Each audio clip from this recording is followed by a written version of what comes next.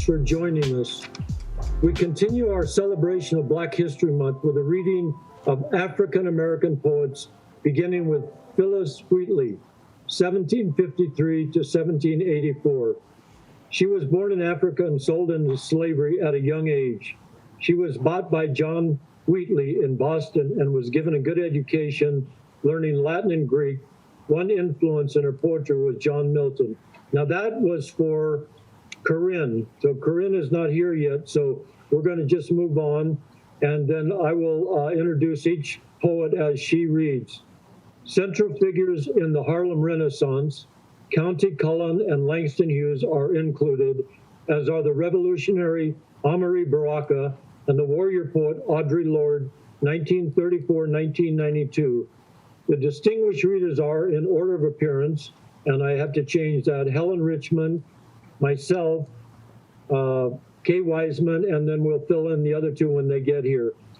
Here is, to begin our show, Helen Richman, the wonderful Helen Richman. Helen?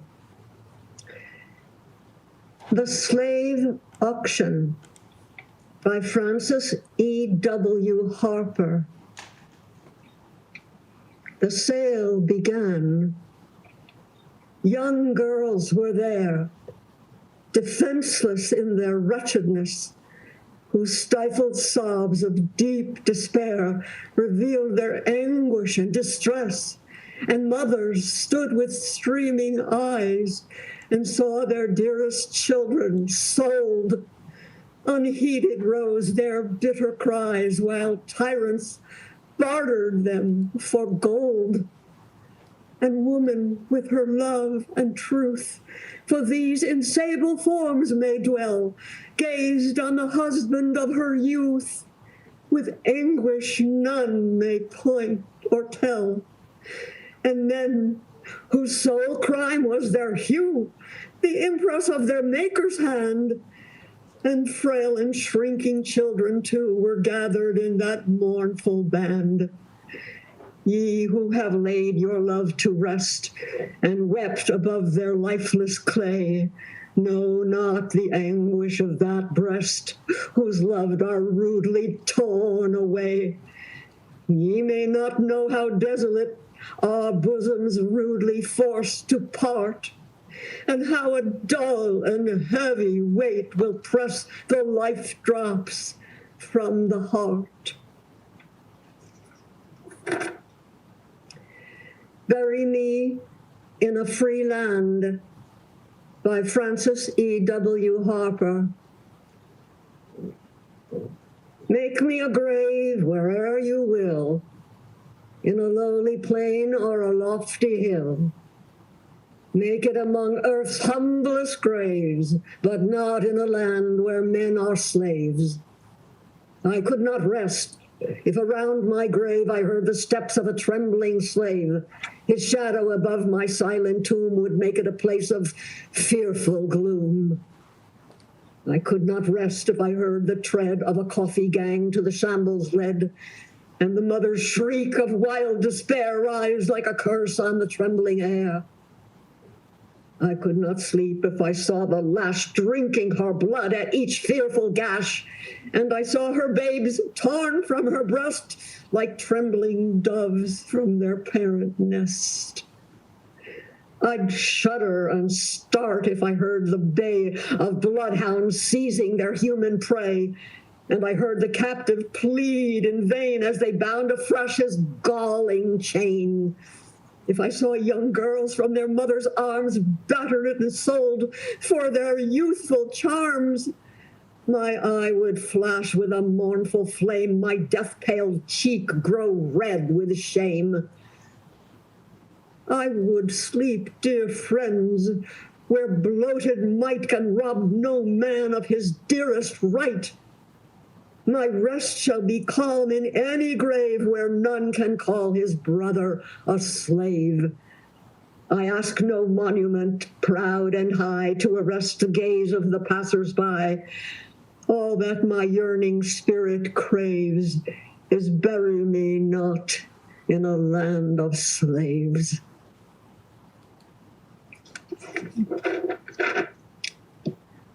The Slave Mother, A Tale of the Ohio, by Frances E. W. Harper. I have but four, the treasures of my soul. They lay like doves around my heart. I tremble lest some cruel hand should tear my household wreaths apart. My baby girl with childish glance looks curious in my anxious eye. She little knows that for her sake deep shadows round my spirit lie. My playful boys, could I forget my home, might seem a joyous spot, but with their sunshine mirth I blend the darkness of their future lot. And thou, my babe, my darling one, my last, my loved, my precious child, oh, when I think upon thy doom, my heart grows faint and then throbs wild. The Ohio's bridged and spanned with ice. The northern star is shining bright. I'll take the nestlings of my heart and search for freedom by its light. Winter and night were on the earth, and feebly moaned the shivering trees. A sigh of winter seemed to run through every murmur of the breeze. She fled, and with her children all, she reached the stream and crossed it o'er. Bright visions of deliverance came, like dreams of plenty to the poor. Dreams, vain dreams, heroic mother, give all thy hopes and struggles o'er. The pursuer is on thy track and the hunter at thy door. Judea's refuge cities had power to shelter, shield, and save. E'en Rome had altars neath whose shade might crouch the wan and weary slave.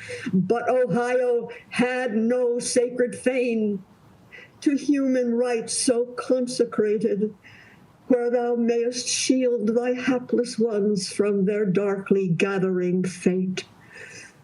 Then said the mournful mother, if Ohio cannot save, I will do a deed for freedom, shalt find each child a grave. I will save my precious children from their darkly threatened doom. I will hew their path to freedom through the portals of the tomb.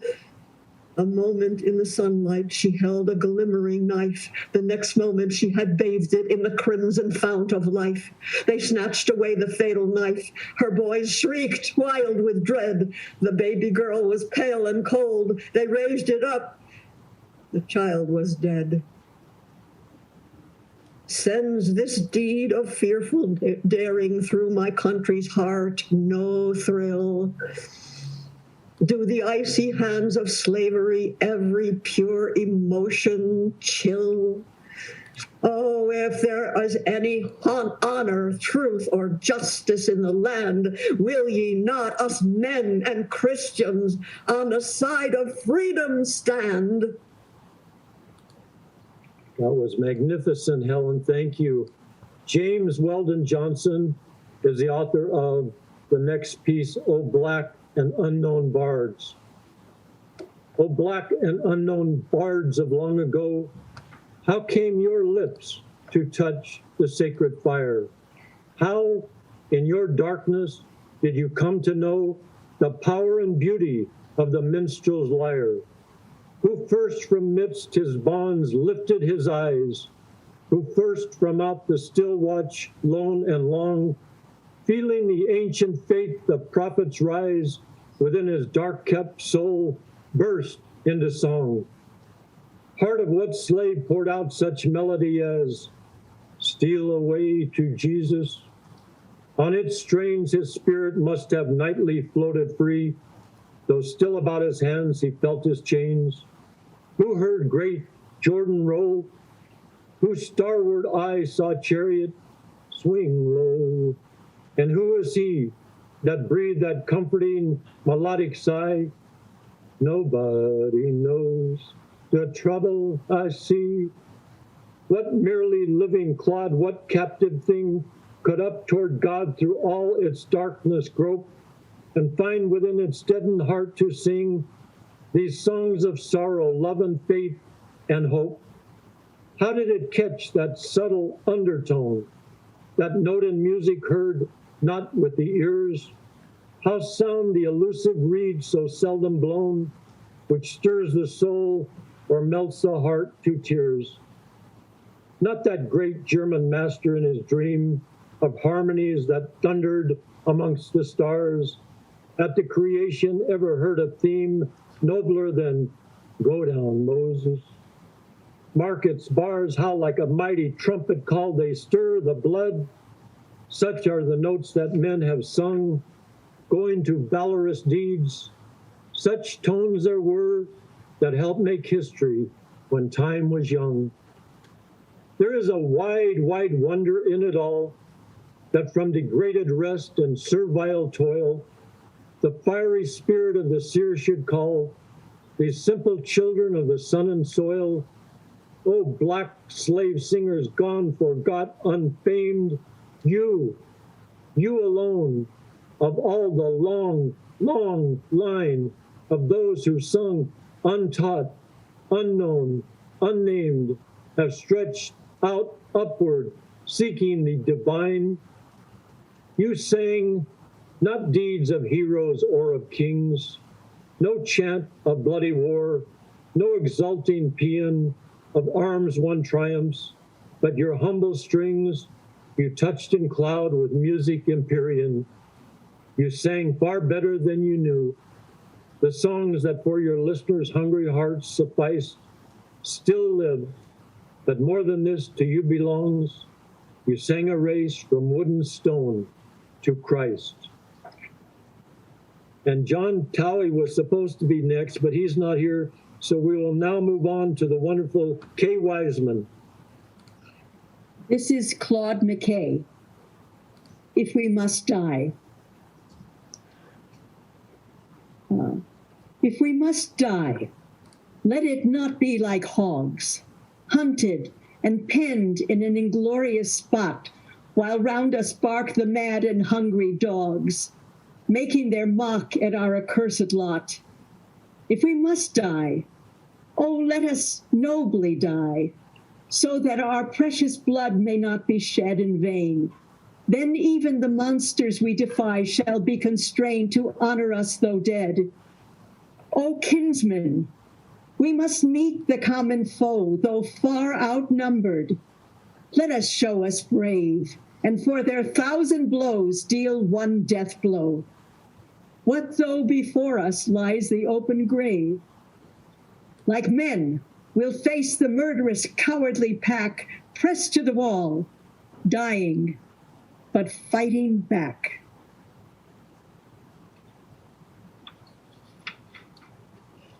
Harlem Shadows. I hear the halting footsteps of a lass in Negro Harlem when the nights let fall and spale. I see the shapes of girls who pass to bend and barter at desire's call. Ah, little girls in slippered feet go prowling through the night from street to street. Through the long night until the silver break of day, the little gray feet know no rest. Through the lone night until the last snowflake has dropped from heaven upon the earth's white breast, the dusky, half-clad girls of tired feet are trudging, thinly shod from street to street. Ah, stern, harsh world that in the wretched way of poverty, dishonor, and disgrace has pushed the timid little feet of clay, the sacred brown feet of my fallen race. Oh, heart of me, the weary, weary feet in Harlem, wandering from street to street.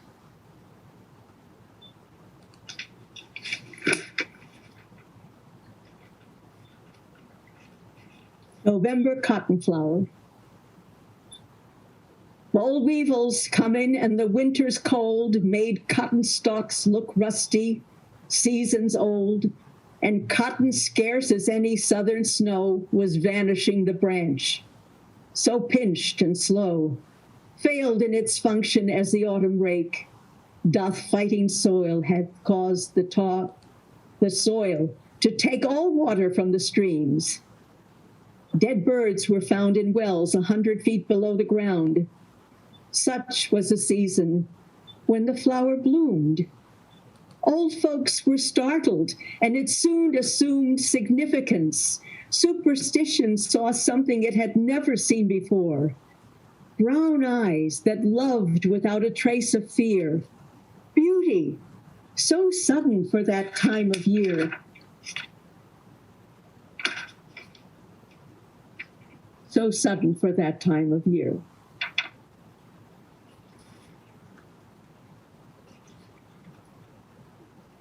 Black Crispus Attucks taught us how to die. Before white Patrick Henry's bugle breath uttered the vertical transmitting cry, yea, give me liberty or give me death. Waifs of the auction block, men black and strong, the juggernauts of despotism withstood loin grit, with faith that worms equate the wrong and dust is purged to create brotherhood. No Banquio's ghost can rise against us now.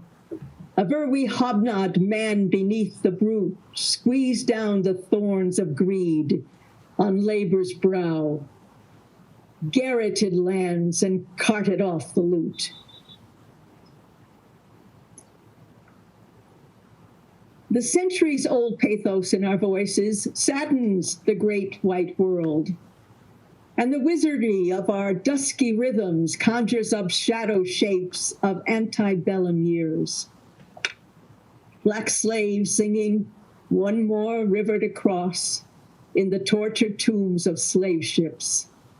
Black slaves singing steal away to Jesus in jungle swamps. Black slaves singing the crucifixion in slave pens at night. Black slaves singing swing low, sweet chariot in cabins of death.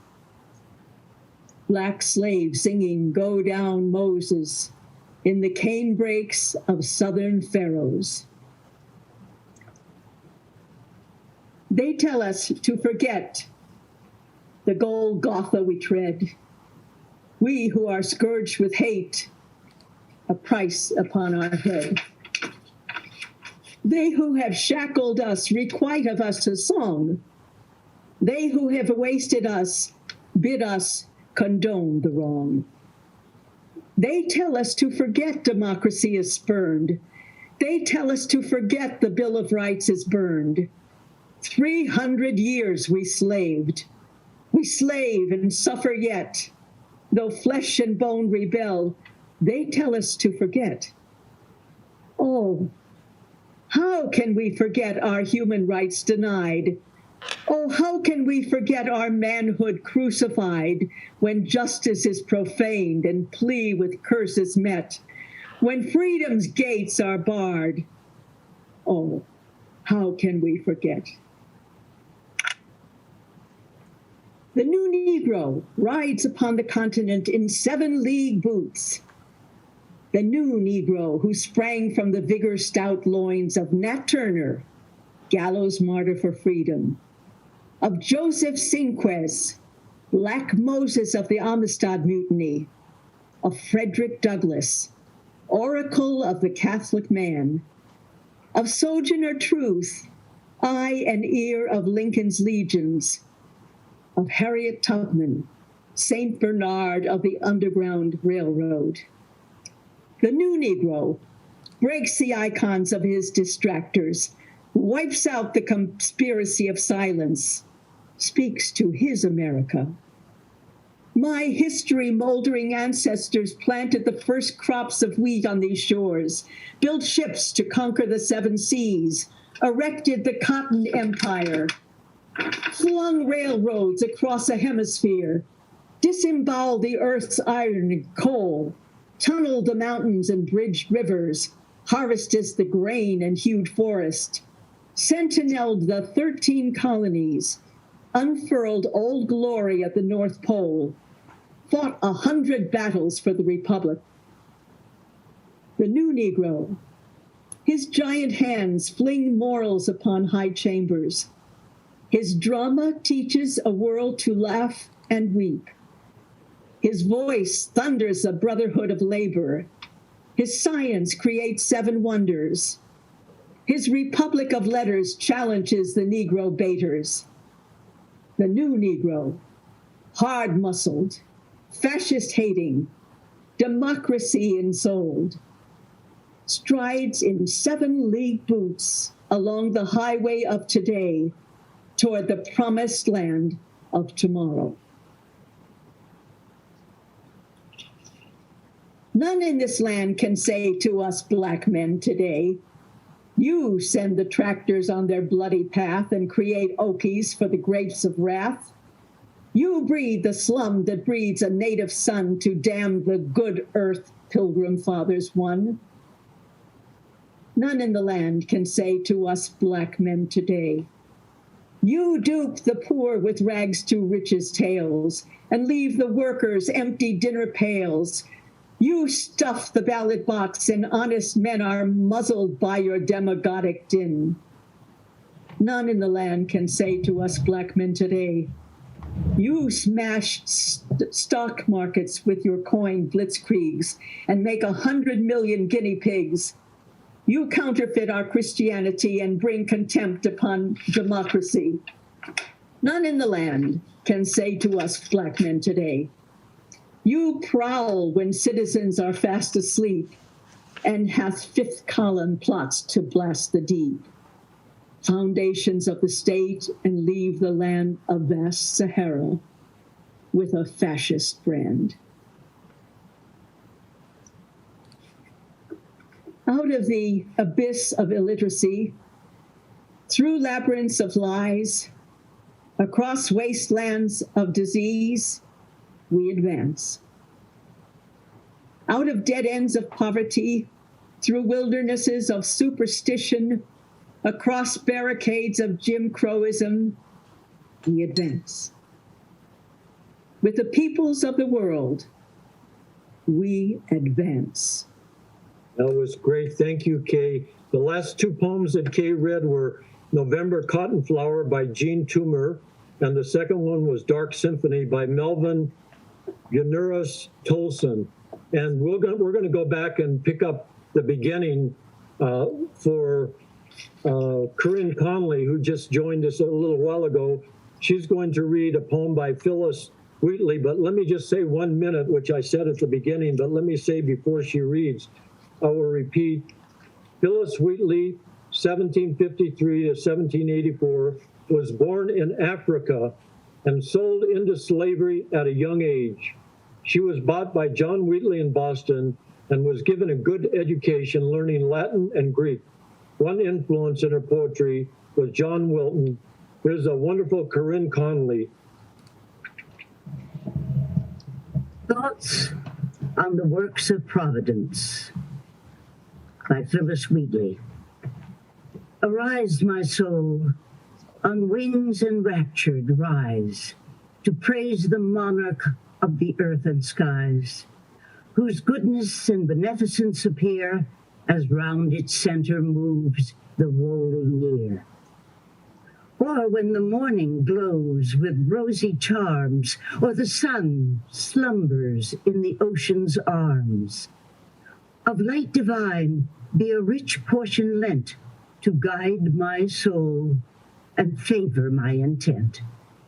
Celestial muse, my arduous flight sustain, and raise my mind to a seraphic strain. Adored forever be the God unseen, which round the sun revolves this vast machine, though to his eye its mass a point appears. Adored the God that whirls surrounding spheres, which first ordained that mighty soul should reign, the peerless monarch of the ethereal train. Of miles, twice 40 millions is his height, and yet his radiance dazzles mortal sight so far beneath. From him the extended earth vigor derives, and every flowery birth. Vast through her orb she moves with easy grace, around her Phoebus in unbounded space. True to her course the impetuous storm derides, triumphant o'er the winds and surging tides. Almighty, in these wondrous works of thine, what power, what wisdom, and what goodness shine? And are thy wonders, Lord, by men explored, and yet creating glory unadored? Creation smiles in various beauty gay, while day to night and night succeeds to day. That wisdom which attends Jehovah's ways shines most conspicuous in the solar rays. Without them, destitute of heat and light, this world would be the reign of endless night. In their excess, how would our race complain, abhorring life? How hate its lengthened chain? From air adust, what numerous ills would rise? What dire contagion taint the burning skies? What pestilential vapors, fraught with death, would rise and overspread the lands beneath? Hail, smiling morn, that from the orient main ascending dust adorn the heavenly plain. So rich, so various are thy beauteous dyes, that spread through all the circuit of the skies, that full of thee my soul in rapture soars, and they great God, the cause of all adores.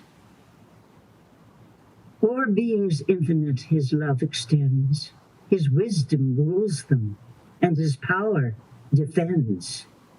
When tasks diurnal tire the human frame, the spirits faint and dim the vital flame, then too that ever-active bounty shines, which not infinity of space confines.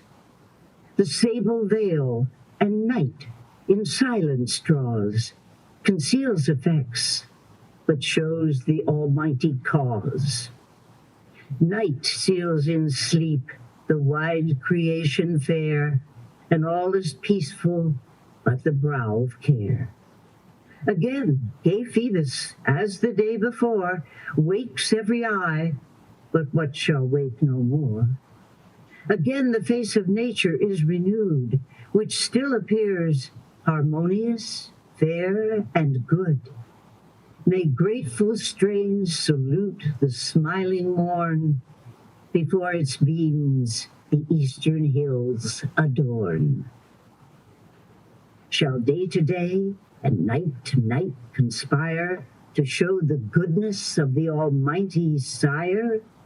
This mental voice shall man regardless hear, and never, never raise the filial prayer? Today, O hearken, not your folly mourn for time misspent that never will return, but see the sons of vegetation rise and spread their leafy banners to the skies. All-wise, almighty providence we trace in trees and plants and all the flowery race, as clear as in the nobler frame of man, all lovely copies of the Maker's plan. The power the same that forms a ray of light that called creation from eternal night. Let there be light, he said from his profound. Old chaos heard and trembled at the sound. Swift is the word, inspired by power divine. Behold, the light around its maker shine. The first fair product of the omnific God and now through all his works diffused abroad. As reason's powers by day our God disclose, so we may trace him in the night's repose. Say, what is sleep and dreams? How passing strange, when action ceases and ideas range. Licentious and unbounded o'er the plains, where fancy's queen in giddy triumph reigns. Here in soft strains the dreaming lover sigh to a kind fair, or rave in jealousy. On pleasure now, and now on vengeance bent, the laboring passions struggle for a vent. What power, O man, thy reason then restores, so long suspended in nocturnal hours? What secret hand returns the mental train, and gives improved thine active powers again? From thee, O man, what gratitude should rise, and when from balmy sleep thou op'st thine eyes, let first thoughts be praises to the skies. How merciful our God, who thus imparts o'erflowing tides of joy to human hearts, when wants and woes might be our righteous lot, our God forgetting, by our God forgot. Among the mental powers a question rose, what must the image of the eternal shows? When thus to reason, so let fancy rove, her great companion spoke immortal love. Say, mighty power, how long shall strife prevail, and with its murmurs load the whispering gale? Refer the cause to recollection's shrine, who loud proclaims my origin divine. The cause whence heaven and earth began to be, and is not man immortalized by me? Reason, let this most causeless strife subside. Thus love pronounced, and reason thus replied. Thy birth, celestial queen, 'tis mine to own. In thee resplendent is the Godhead shown. Thy words persuade, my soul enraptured feels resistless beauty, which thy smile reveals. Ardent she spoke, and kindling at her charms, she clasped the blooming goddess in her arms. Infinite love, where'er we turn our eyes, appears. This every creature's wants supplies. This most is heard in nature's constant voice. This makes the morn and the eve rejoice. This bids the fostering rains and dews descend to nourish all, to serve one general end, the good of man. Yet man ungrateful pays but little homage and but little praise to him whose works arrayed with mercy's shrine. What songs should rise? How constant, how divine. That was great. Thank you, Corinne. And now we'll go back to Helen Richman to pick up after that. Yes. To a Dark Girl by Gwendolyn B. Bennett. I love you for your brownness and the rounded darkness of your breast. I love you for the breaking sadness in your voice and shadows where your wayward eyelids rest. Something of old forgotten queens lurks in the lithe abandon of your walk, and something of the shackled slave sobs in the rhythm of your talk.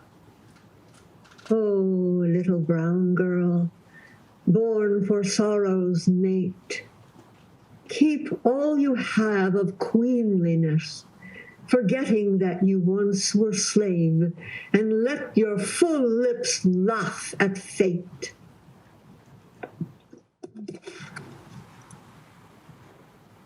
Hatred by Gwendolyn B. Bennett. I shall hate you like a dart of singing steel shot through still air at eventide, or solemnly, as pines are sober when they stand etched against the sky. Hating you shall be a game, played with cool hands and slim fingers. Your heart will yearn for the lonely splendor of the pine tree, while rekindled fires in my eyes shall wound you like swift arrows. Memory will lay its hands upon your breast, and you will understand my hatred. That was fabulous.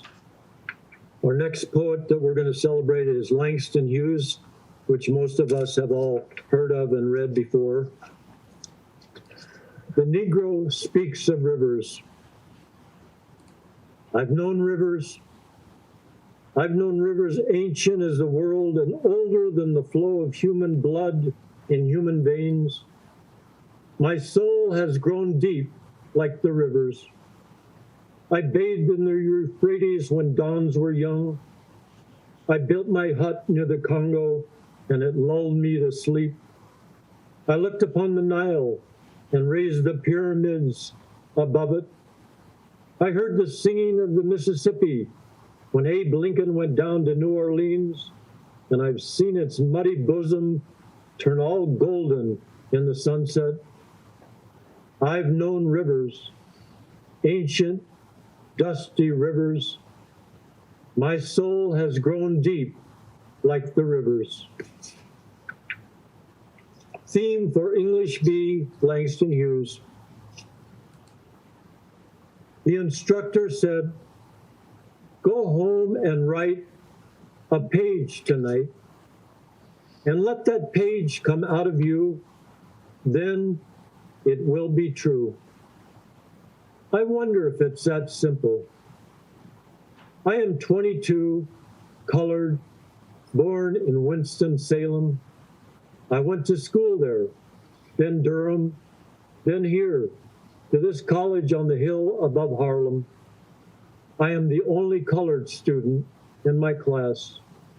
The steps from the hill lead down into Harlem, through a park, then I cross St. Nicholas, 8th Avenue, 7th, and I come to the Y, the Harlem Branch Y, where I take the elevator up to my room, sit down, and write this page. It's not easy to know what is true for you or me at 22, my age, but I guess I'm what I feel and see and hear. Harlem, I hear you, hear me, we too, you, me, talk on this page. I hear New York too. Me, who? Well, I like to eat, drink, sleep, and be in love. I like to work, read, learn, and understand life. I like a pipe for a Christmas present, or records, Bessie, Bop, or Bach. I guess being colored doesn't make me not like the same things other folks like who are other races. So will my page be colored that I write? Being me, it will not be white, but it will be a part of you, instructor. You are white, yet a part of me, as I am a part of you. That's American. Sometimes, perhaps, you don't want to be a part of me, nor do I often want to be a part of you. But we are. That's true. As I learn from you, I guess you learn from me. although you're older and white and somewhat more free, this is my Paige for English B. We'll move on to Kay Weissman reading Amiri Baraka, who was formerly known as Leroy Jones. Harlem is vicious modernism, bang clash. Vicious the way it's made. Can you stand such beauty? So violent and transforming. The trees blink naked, being so few. The women stare and are in love with themselves. The sky sits awake over us, screaming at us. No rain, sun. Hot, cleaning sun drives us under it. The place and placement of Black people. Their heavy Egypt. Weird word. Their minds mine the Black hope mine. In time, we slide along in pain or too happy. So much love for us. All over. So much of what we need. Can you sing yourself, your life, your place in the warm planet Earth, and look at the stones, the hearts, the gentle hum of meaning? Each thing, life we have, or love, is meant for us in a world like this, where we may see ourselves all the time and suffer in joy that our lives are so familiar.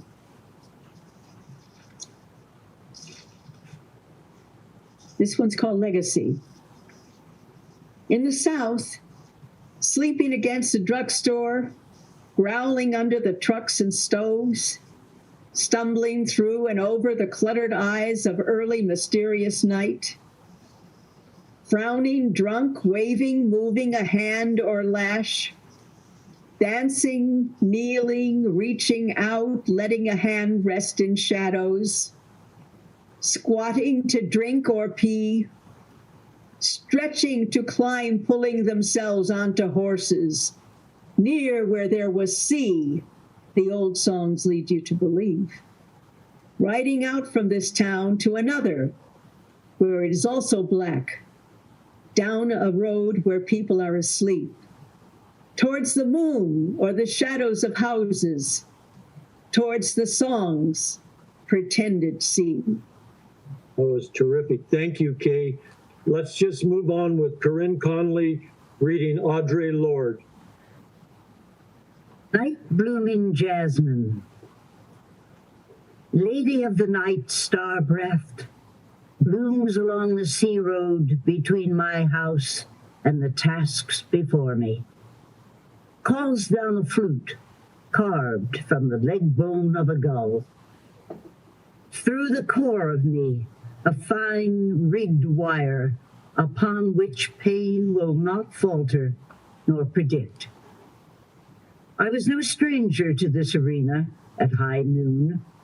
Beyond was not an enemy to be avoided, but a challenge against which my neck drew strong, against which my mettle struck, and I rang like fire in the sun. I still patrol that line, sword drawn, lighting the red glazed candles of petition along the scar, the surest way of knowing death is a fractured border. To the center of my days. Bees seek their need until flowers beckon beyond the limit of their wings. Then they drop. Where they fly, pollen baskets laden, the sweet work done.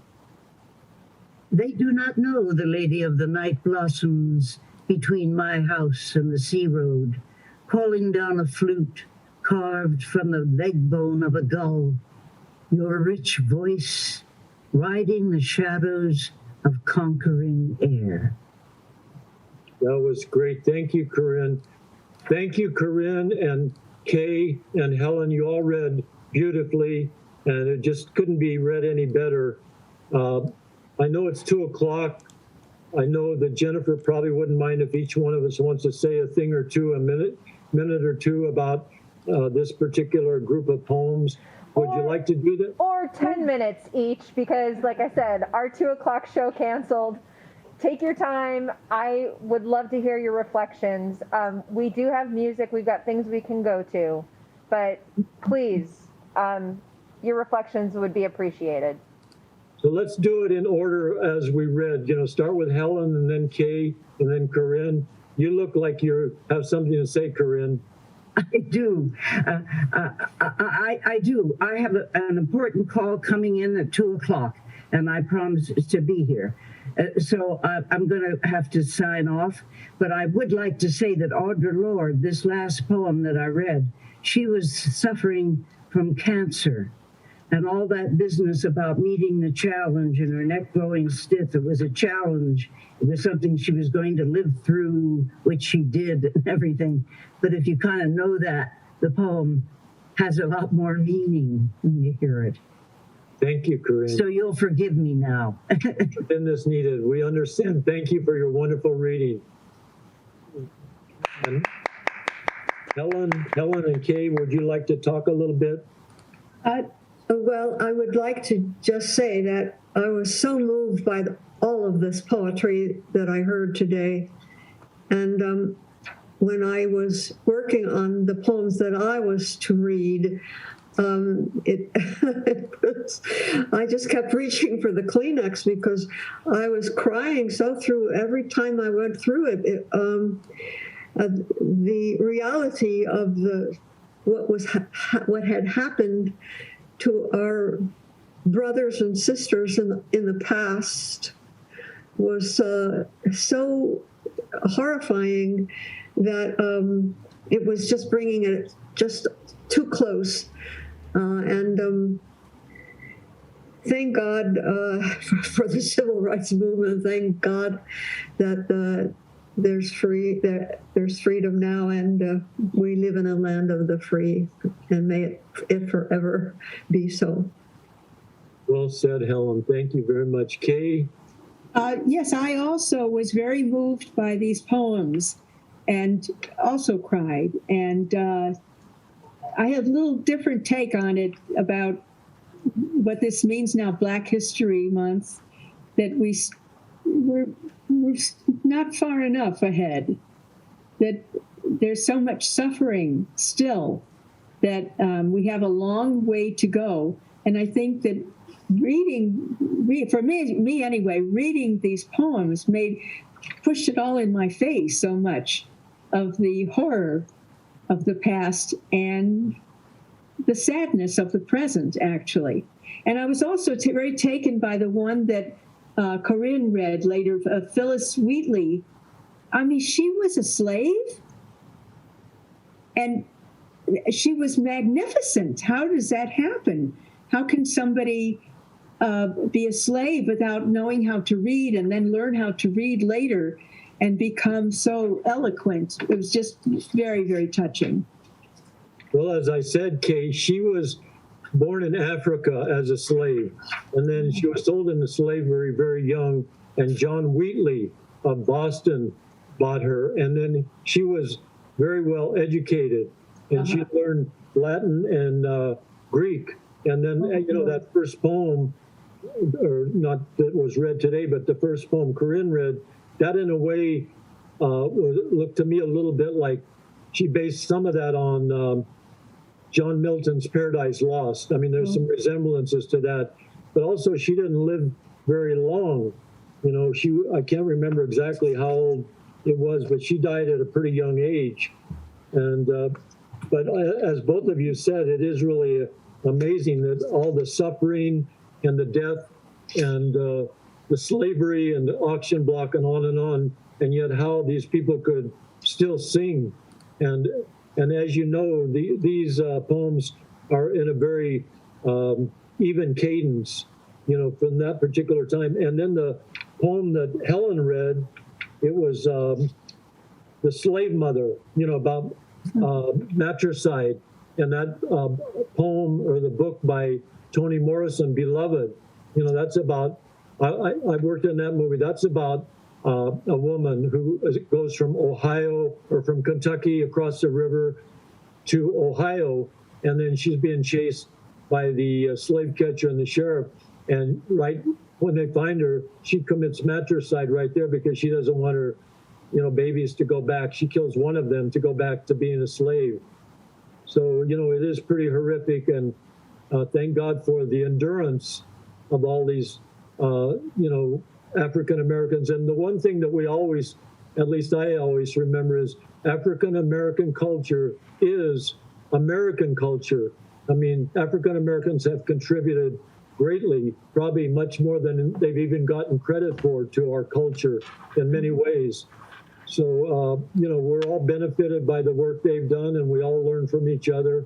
And, you know, James Baldwin, as did Langston Hughes, talk about, you know, how, you know, the black is within the white and the white is within the black, etc. But you both really moved me tremendously with the poignancy and how evocative your readings were. So thank you very much for your understanding of these poems.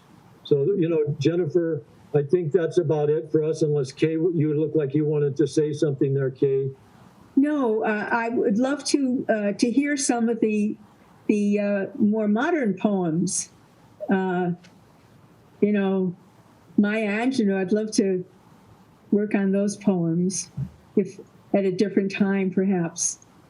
That's a great idea. Last time we had a young African-American, Pam Ward, and she read her work and others, and she's a very marvelous, vibrant writer, reader, but that's a very good idea, and we do our best to keep getting good material out into the world, which affects the psyche of the world.